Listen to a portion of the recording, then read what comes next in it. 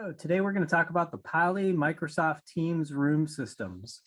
So these systems are available for the smaller focus size rooms, small, medium size rooms, as well as the large rooms. So this is what the kits look like together. So there's a PC component, a video bar, and a touch control. And in the larger room, it's broken out into the separate peripheral, separate audio, separate camera. So it ends up looking like this. You have these three different kits that you choose from, and then you choose a PC component to go along with it. So I want to show you what these systems look like. So here is the Teams room system. So here's that P15 audio video bar that goes small focus rooms. And then in the medium size rooms, we use the Studio USB. So then that becomes the camera, mics, and speakers for the Teams room. In those medium size rooms, maybe a table size up to about 15 foot, probably a 20-foot room. And then as the room gets larger, then you need more power in your camera and audio. So we utilize this E70 dual lens camera system. So this E70 camera has two lenses. So the lens on the bottom here is a wide 120-degree field of view. And the top lens is narrow and distant. So it gets you about a 25-foot table, maybe a 30-foot room. So regardless of which size conference room that you're putting it in or room that you're in, you're going to use this touch control as your user interface. So it's just one-click join. You just walk into the conference room and you just hit the one button to join the Teams meeting. And once you're in the meeting, it's a completely Microsoft native solution. So you have direct access to your Active Directory. All our users show up here with their color contact card. And from this interface, you can do the common things that you're used to doing on your PC Teams client. Things like raise hand or clap. And you can also do things like I'll turn on live captions. So with live captions on, you'll see it's now listening to everything I'm saying in the room and printing that to the screen. And then that's also going to the meeting notes in the transcripts. So really nice features to have. So I'll hang this up. Now, a lot of the customers that are using Microsoft Teams as their primary corporate platform, they do also have to sometimes join other meeting types like maybe Zoom or WebEx or others. So we have that built right into the Microsoft Teams room systems. You can also one-click join into Zoom and WebEx. So I see this one highlighted in blue here. This is a Zoom meeting. So same experience the user gets. Just walk into the conference room and hit that button, and it brings you right into a Zoom meeting in this case. I'll hang that up. Same thing for WebEx. So very easy one-click join using a feature called Direct Guest Join to join those via interop into those other meeting types. And Microsoft has recently announced that they're going to be adding GoToMeeting and BlueJeans to this portfolio as well. So you'll also be able to one-click join into those. The key point is that I didn't have to recable or go grab my laptop to make those alternate calls. Just one-click join, which is a great experience. So also in the larger rooms, when it comes to audio, the Trio is often used as the audio for those Teams room systems. So this is called the Trio C60 here. So it acts as the mics and the speakers for your large room Teams room systems. And if the room is bigger, you can use two of these expansion mics. So it comes as a kit with two of them. And then if the room is even bigger than that, you can actually pair two of these Trio C60s over the network, which is great. So nice experience. Now with all of these systems, they have some common features which customers love. So one of them is the camera track. So as an example, I just turned on camera tracking. So that frees me up to wander around anywhere in the space, and it'll quickly find me, center me, zoom me in. So it'll move anywhere I go, but it's just me in the conference room with these fake people here, and they're not doing much. So you don't necessarily want to frame them up. So it's actually smart enough to listen. So it listens to figure out not just where the faces are in the room, but where's the actual live conversation happening in the room. So it is smart like that.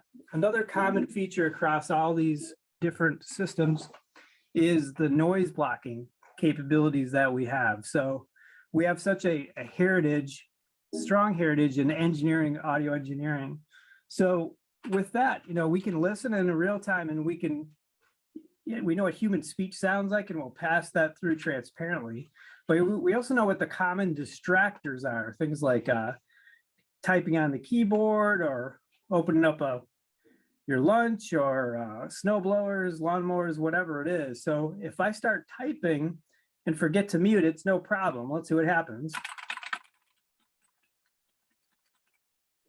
So you can't hear that at all. And even louder stuff like this bag of chips. Or me clapping. So it just blocks that right out. So those are common across the small, medium, and large room systems. We take noise block to the next level with a feature we call acoustic fence. This allows you to create a sound curtain around a dedicated area, like your conference table, where people will hear everything that's said at that conference table, but anything beyond that, so maybe just outside the conference room door, or maybe outside the window, there's a lawn service out there making noise, you won't hear any of that. It'll strip it out. So with the acoustic fence, you can decide how wide you want this acoustic fence to be. So I'm in a smaller space here, so I'm going to set mine to narrow, which is about a 60-degree angle coming off the device. So you'll hear any audio, me speaking, anything going on in this direct area here, but a few feet this way or a few feet that way, you won't hear a thing, no human speech or noises. So what I'll do is I'm right in front of it, so you're hearing everything I'm saying, hopefully. But if I go with outside of that acoustic fence, you won't hear anything. So I'll count to 10, and you won't hear me after a certain number. So 1, 1,000, 2, 1,000, 3, 6, 1,000. So you probably stopped hearing me after 2 or 3. I want to show you a couple new features that are recently added to the Poly Microsoft Teams room systems. So one of them is for large rooms. So sometimes in a large room, like a huge training room or boardroom, multi-purpose room, sometimes you need multiple camera angles to really cover the whole space.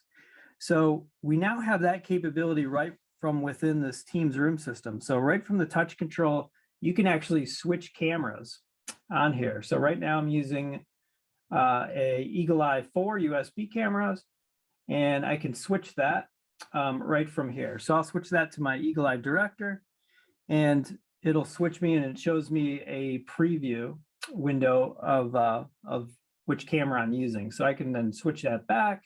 So it's real easy to switch between them.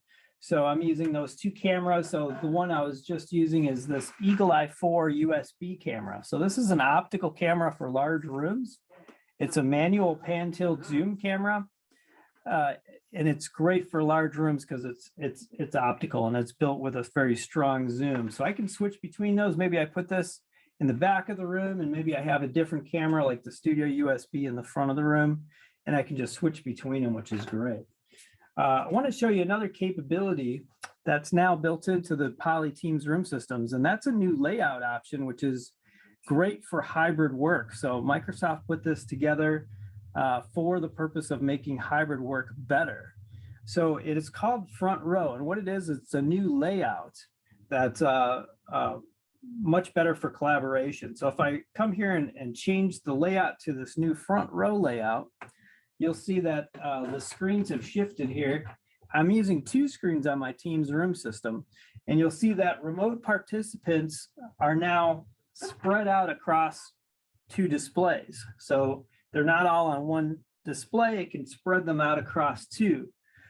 The other thing is the chat is visible right here on the Microsoft Teams room system. So we've all gotten used to this over the last 2 years joining from the PC client. So we want to give people that are in a boardroom the same type of experience. So they'll see the chat as well.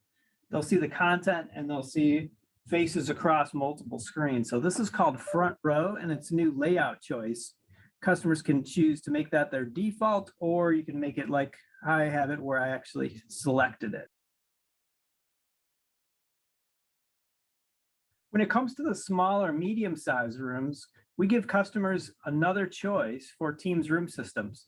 Some customers don't want a PC to manage that's in the room. They want a completely standalone solution. So we offer the Poly Studio X30 or X50 for the medium-sized rooms as an appliance, an Android appliance that just boots with no computer.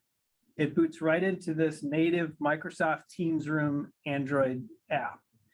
The user experience is pretty much the same as the traditional PC-based Teams Room system, but there is no PC in this solution. It's just a standalone. So the same user interface, I can just come up and one-click join right into the meeting, and I get the same sort of controls that you have on the traditional PC-based Teams Room systems, start and stop my camera, mute, turn on live captions.